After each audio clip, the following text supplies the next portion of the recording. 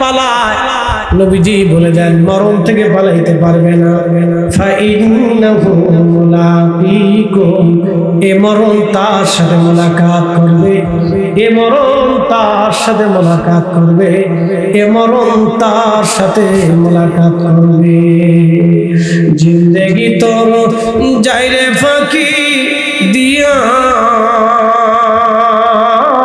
রে সোনার জিন্দেগি তোর যায় ফাঁকি দিয়া।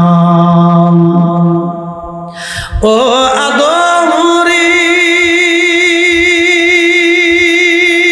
পাগ ধরিয়া গেছে দাড়ি, দন্ত মাসে গুটা চারি, সমান জারে গিয়াছে করিয়ার সোনার জিন্দেগি তোর যায় ফাঁকি দিয়া। সময় আমাদের কম, কাজ আমাদের বেশি। আমরা সবাই একদিন কবরের যাত্রী হয়ে যাব। বেশি সময় আমাদের হয়তো হাতে নাই, যে কোনো সময় আমরা যাত্রী হব, যে কোনো সময় আমরা চলে যাব, যে কোনো সময় আমরা মারা যাব, যে কোনো সময় আমাদের ডাক আসবে, বিদায়ের পালা আসবে। উপস্থিতি কিছুই নিয়ে যাওয়ার কোনো সুযোগ নাই।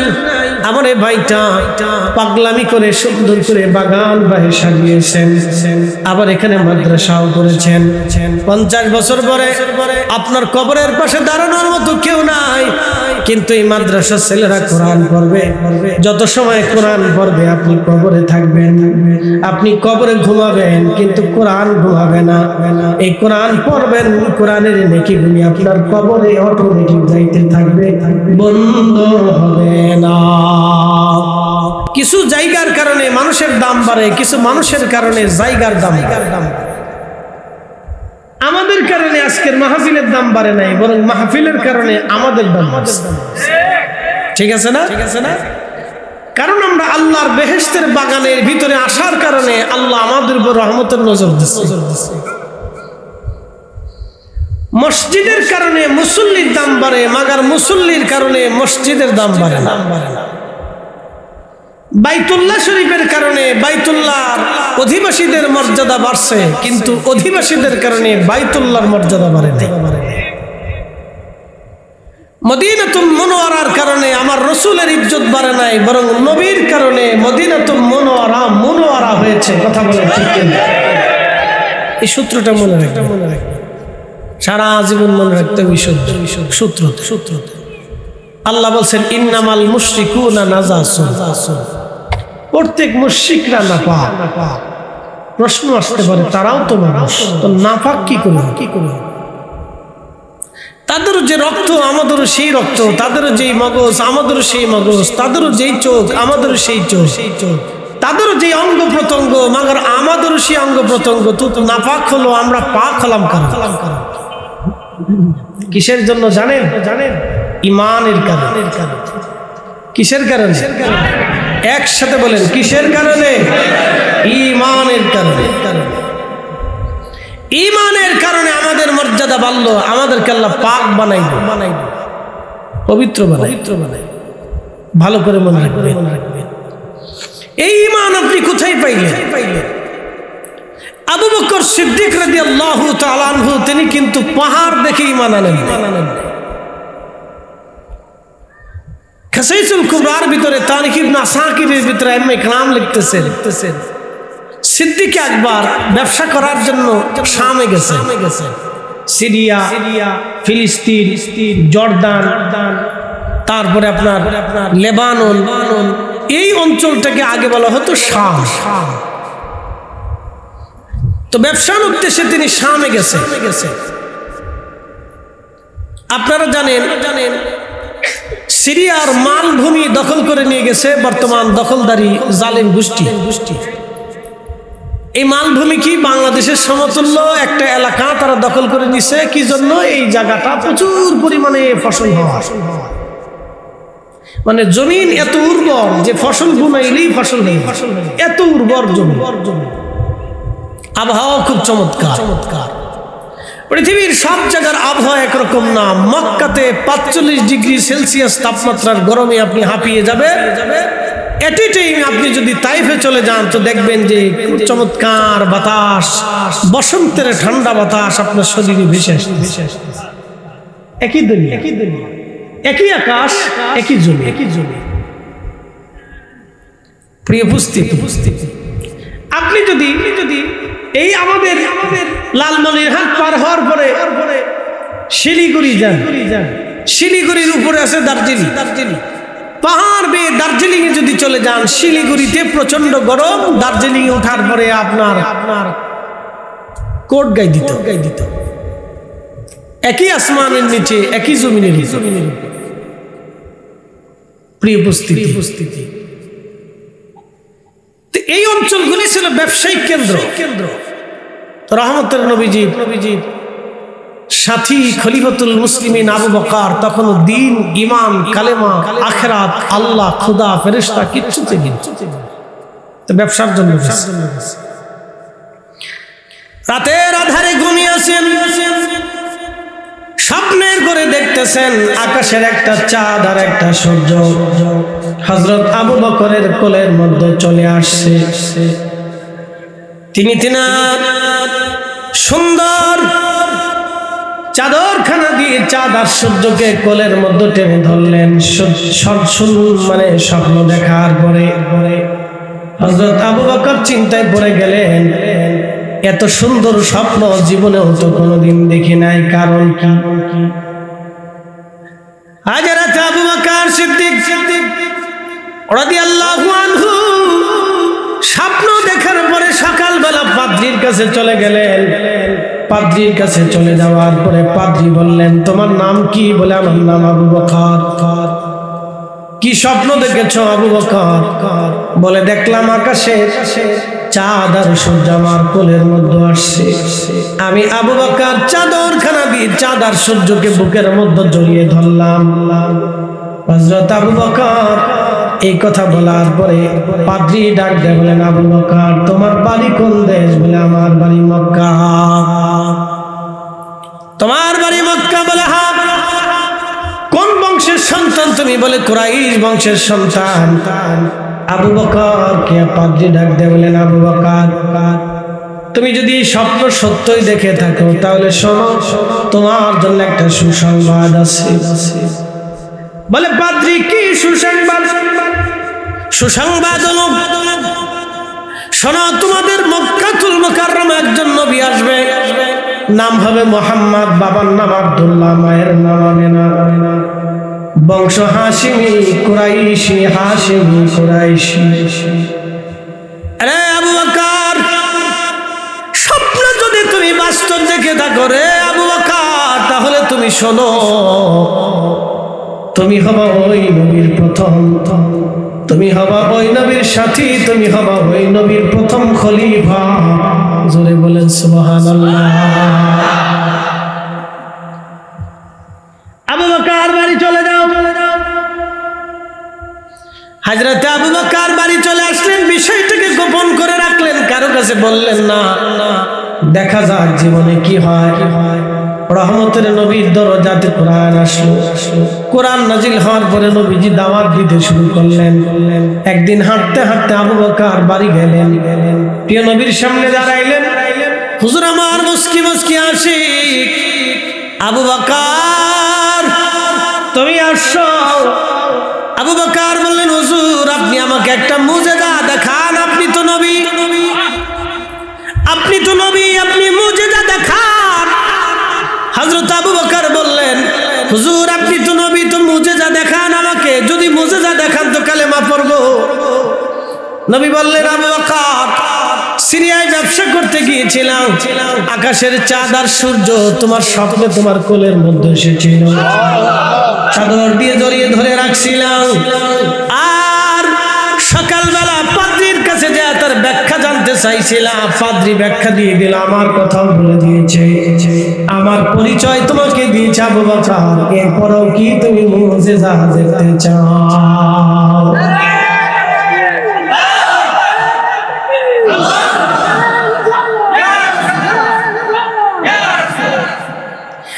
আবু বকরের বড় কি তুমি আমার মুজিজা দেখতে চাও?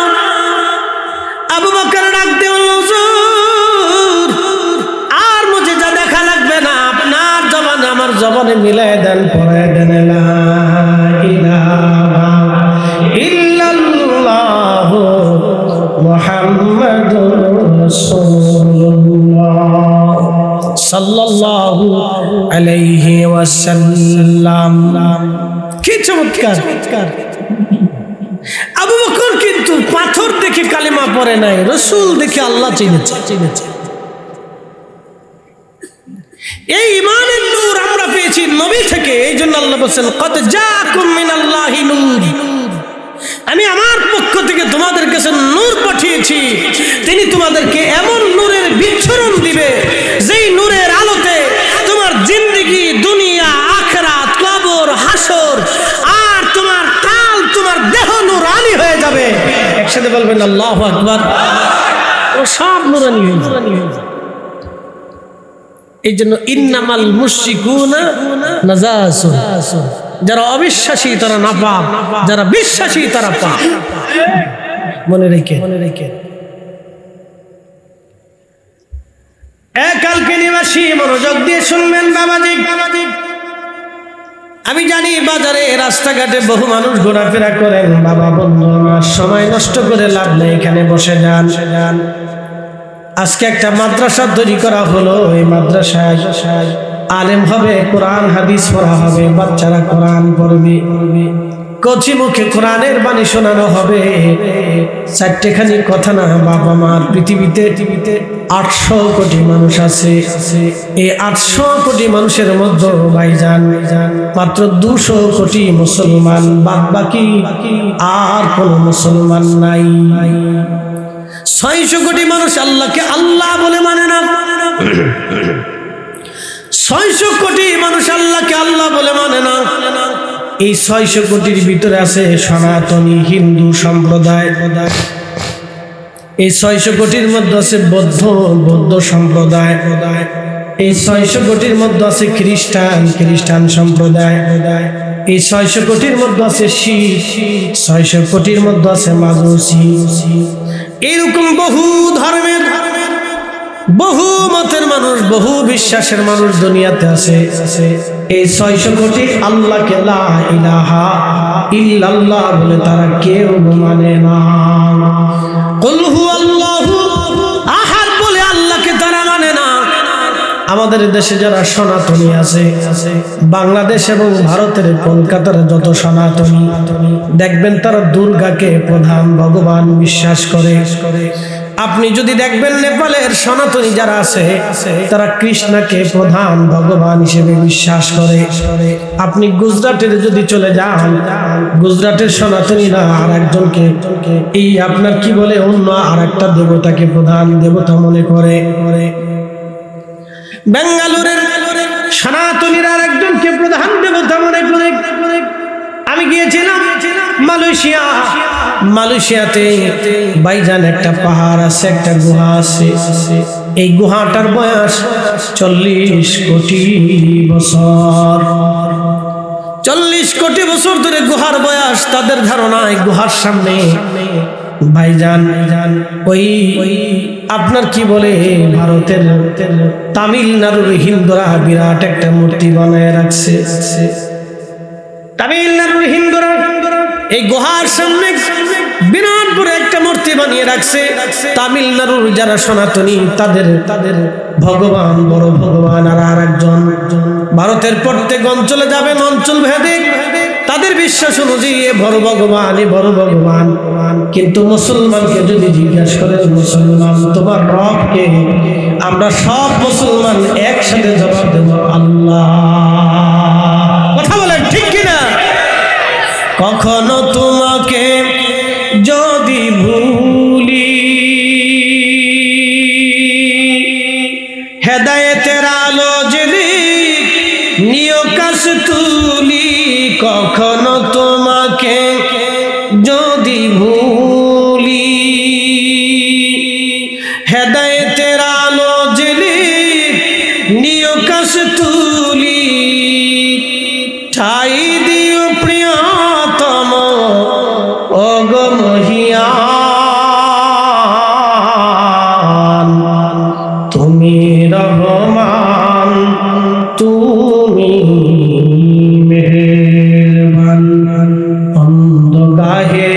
শুধু তোমারি গুণগান, অন্ধ গাহে না শুধু তোমারি গুণগান, বুঝেও বুঝে না তবু শান, তুমি রহমান তুমি মেহেরবান। এই গুহার ভিতরে অনেক মন্দির আছে, ছোট ছোট মূর্তি বানানো আছে। ওই মূর্তিগুলির সামনে সনাতনী যারা বিশ্বাসী তারা মূর্তির সামনে মাথা নত করে বলে তুমি আমার খোদা। মূর্তির সামনে মাথা নত করে তারা প্রার্থনা করে তুমি আমাকে দাও, বিদ্যা দাও, অর্থ দাও, টাকা দাও, সুখ দাও, শান্তি দাও। এটা তাদের বিশ্বাস। শুধু এইখানে না, এই মূর্তি আস্তে আস্তে আস্তে আস্তে এক সময় কাবা ঘরের ভিতরে আল্লাহর হারাম মক্কাতুল মুকাররমার ভিতরে 360টা মূর্তি এসে জমা হয়ে গেল। 360টা মূর্তি আসার পরে প্রিয় নবী যে দিন দুনিয়াতে তাশরীফ আনলেন, শুনিয়া যান রহমতের নবী যে দিন তাশরীফ আনলেন, হযরত আমেনা বললেন দুনিয়ার মানুষ আমি দেখলাম আমাকে একটা মেঘখণ্ড ঘিরে ধরে রাখছে।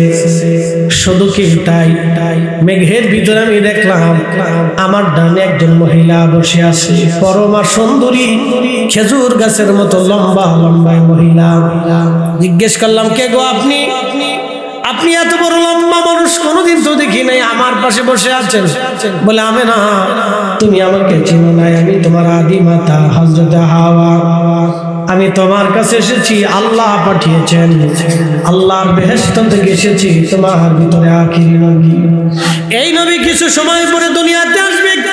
প্রিয় নবীকে আখিরি নবীকে রিসিভ করার জন্য আল্লাহ বেহেশত থেকে আমি হাওয়াকে পাঠিয়েছেন। একবার জোরে বলা যাবে কি মারহাবা।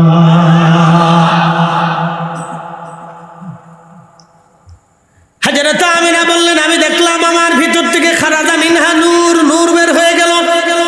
সুবহানাল্লাহ বলবেন না? খারাজা মিনহা নূর, আমার ভিতর থেকে নূর বের হয়ে গেল। নূর, শুধু কি নূর বের হলো, আমি দেখলাম কিছু সময় পরে সবার সন্তানরা কান্নাকাটি করে, কিন্তু আমি দেখি আমার সন্তান মুহাম্মদ আমিন সিজদার মধ্যে পড়ে আছে। আল্লাহু আকবার।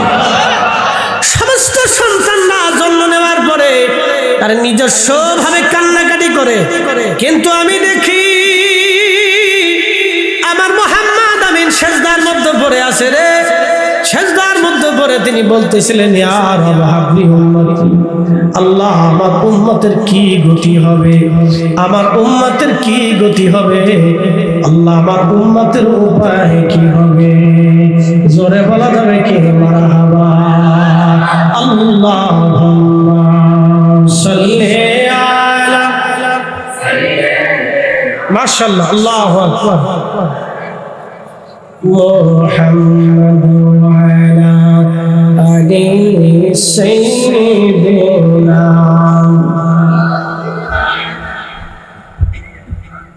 তুমি মোদের আশার আলো, তাই তো তোমায় বাসি ভালো। তুমি মোদের আশার আলো, তাই তো তোমায় বাসি ভালো। হৃদয় নামের ফুল দানিতে, হৃদয় নামের ফুল দানিতে গেথে রেখেছি প্রেমের মালা। ইয়া রাসূলুল্লাহ, ইয়া হাবিবাল্লাহ, ইয়া রাসূলুল্লাহ।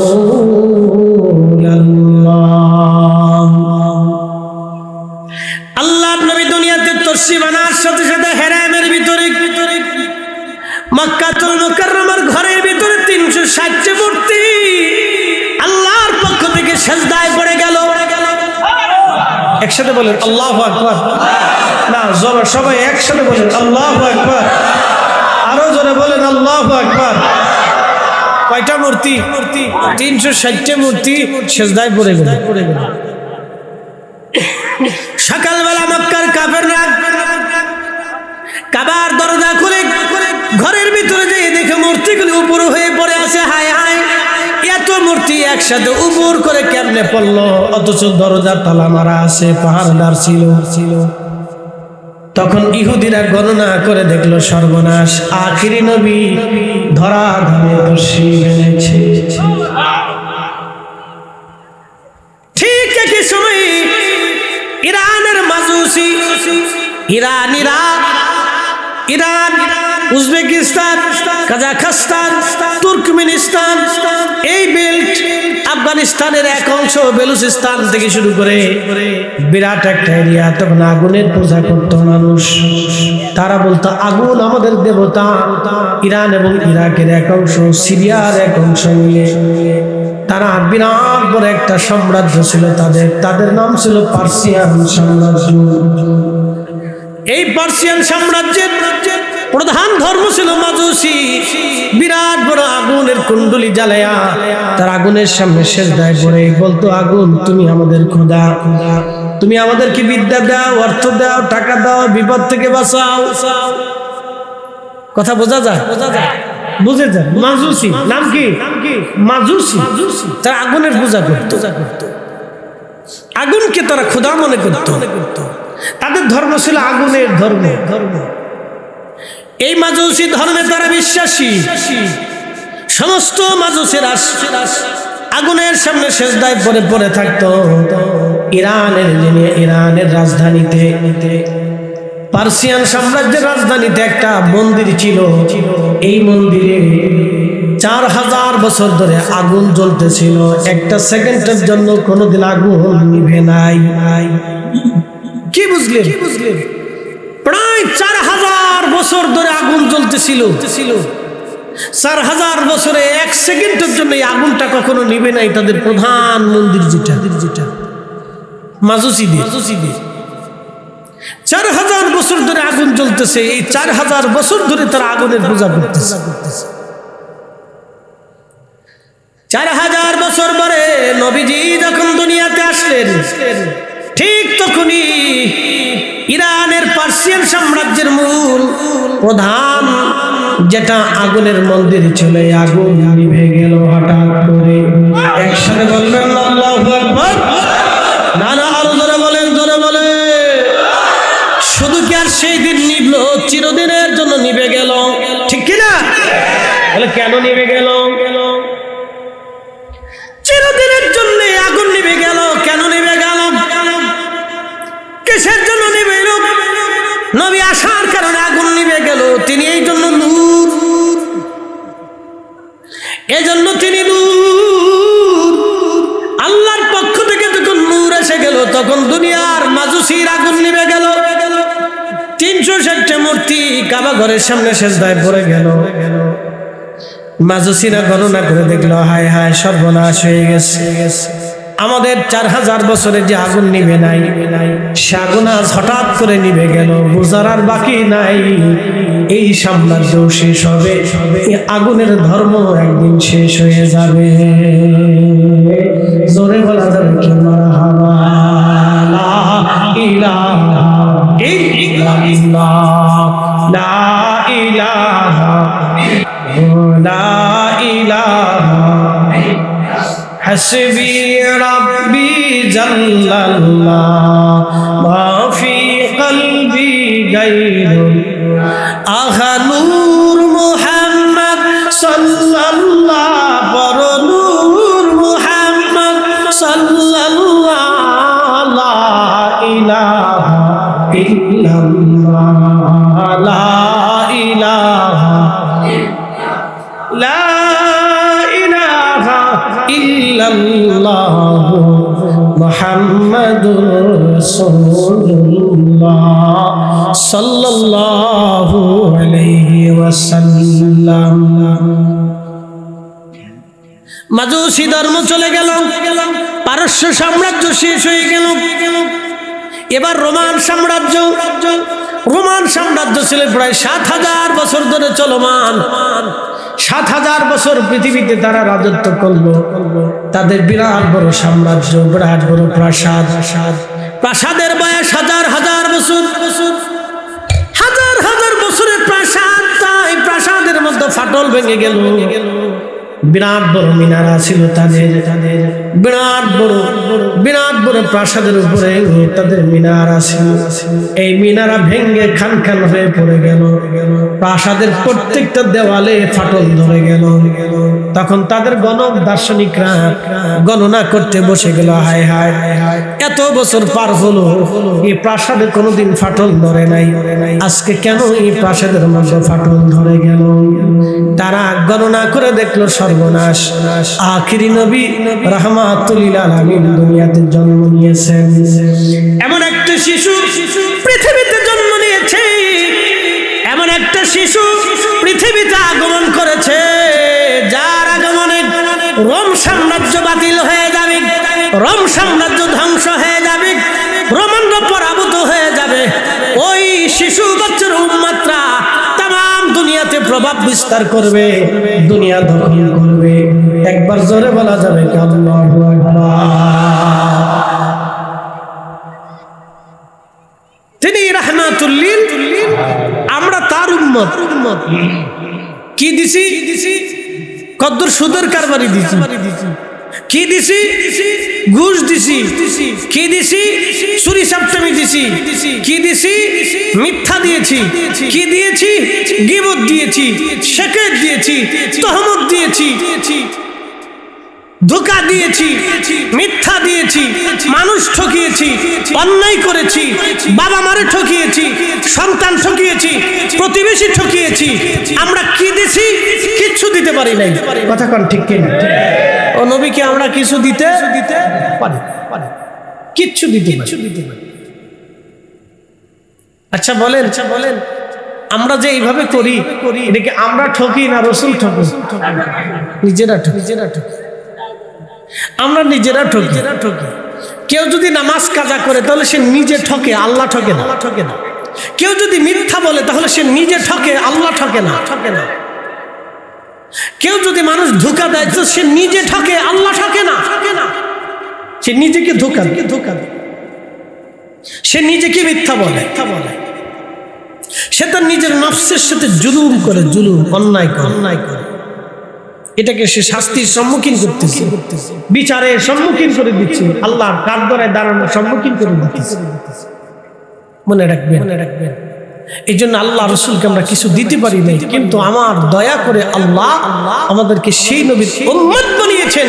এটাই হচ্ছে আমাদের জীবনের সবচেয়ে বড় পাওয়া। কথা বলো ঠিক কিনা?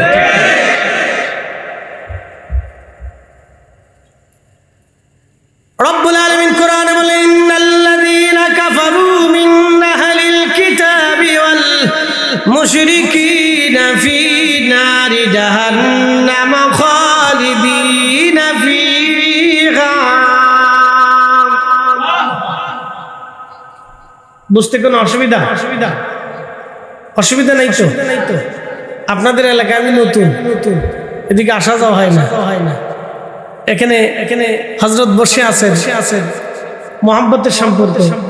যে ভাইটা দাওয়াত দিছে আমি তারও কোনোদিন চিনি না। শফিকুল ইসলাম ভাই বললো, হুজুর আসতে হবে, আপনার ওয়াজ শুনে খুব মহব্বত করুন। বলো আসবো ইনশাআল্লাহ। তা আজকের এই দাওয়াত গ্রহণ হলো। সাধারণত এই সময়টা বৃষ্টির দিন, কথা ঠিক আছে না? কোন পাগলে এত বড় প্যান্ডেল সাজাইয়া মাহফিল করে? কোন পাগলে ওনারা কামড়াইলো যে উনি এই মাহফিল এত বড় প্যান্ডেল করে সাজাইয়া তা বড় প্যান্ডেল রেডি করে রাখছে?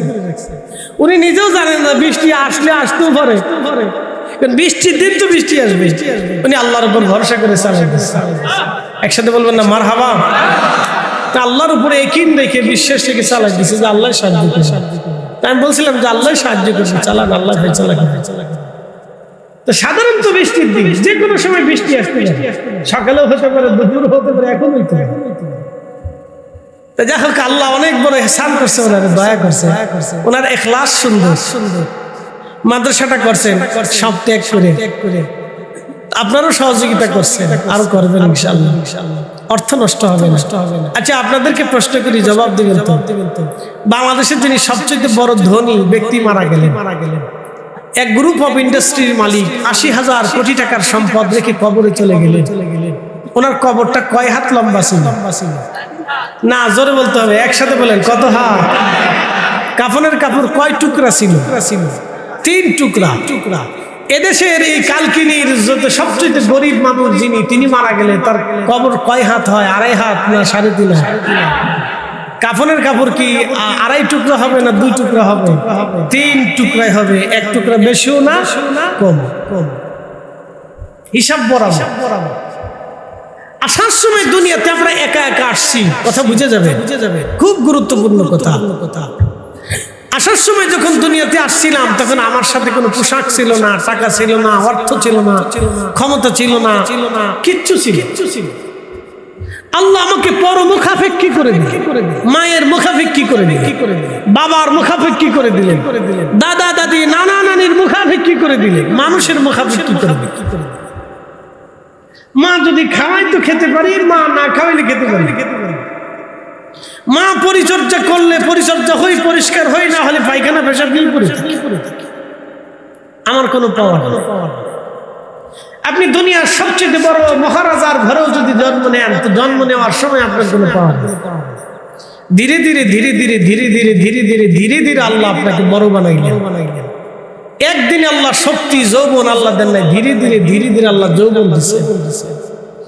যৌবনে পদার্পণ করলে শক্তি সামর্থ্য বেড়ে গেল, অর্থবিত্ত হয়ে গেল, ক্ষমতা হয়ে গেল। আর আপনি একেবারে ক্ষমতা পাওয়ার পরে, অর্থবিত্ত হওয়ার পরে আপনি আর গরিব মানুষের দিকে ফিরে টাকা নিন না।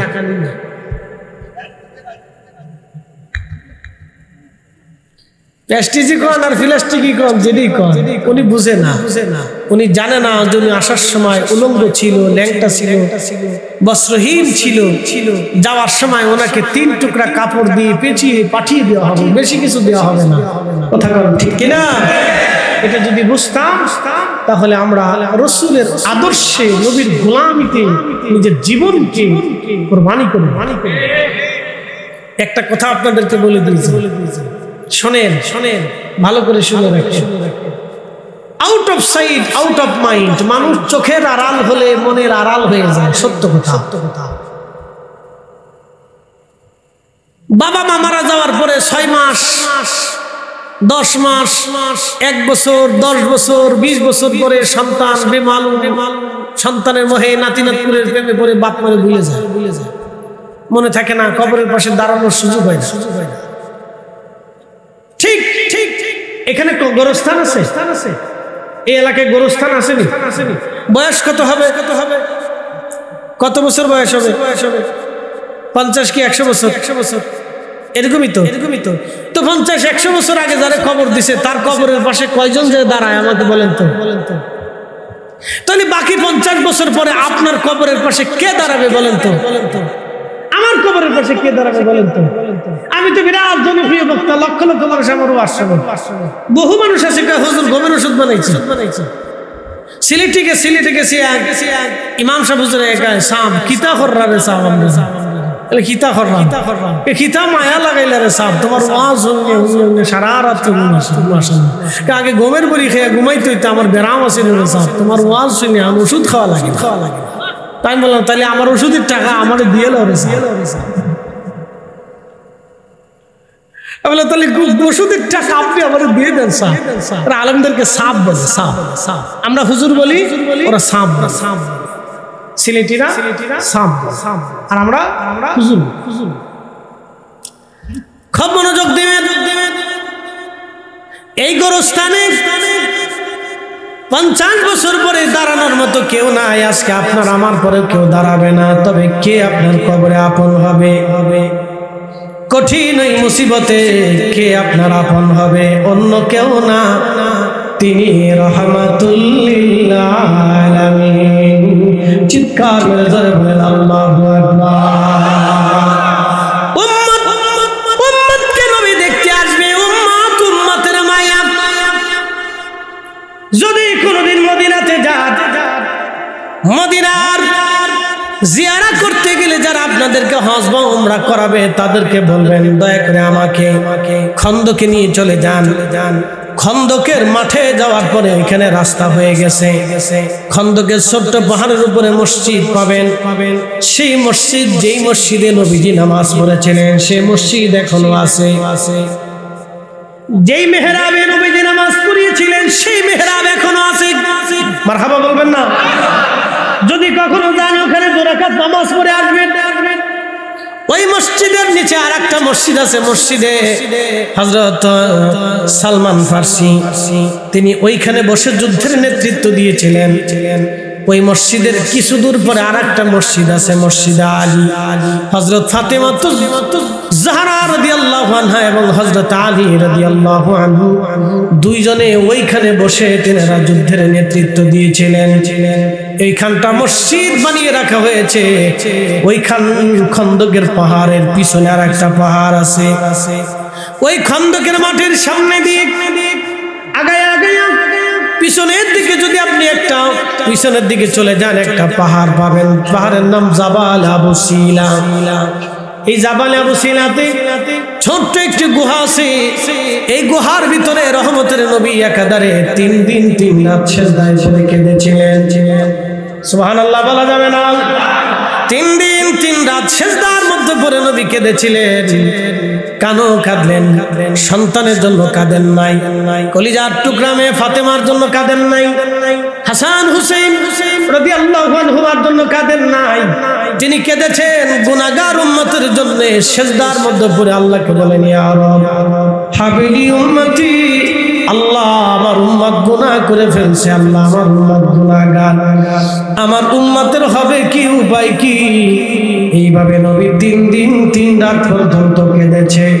ওই জন্য ওই কবরে আপনার আপন কেউ হবে না, যিনি আপন হবে তিনি রাহমাতুল লিল আলামিন। কথা বলেন ঠিক কি না? ভালোবাসলে উনাকে বাসেন,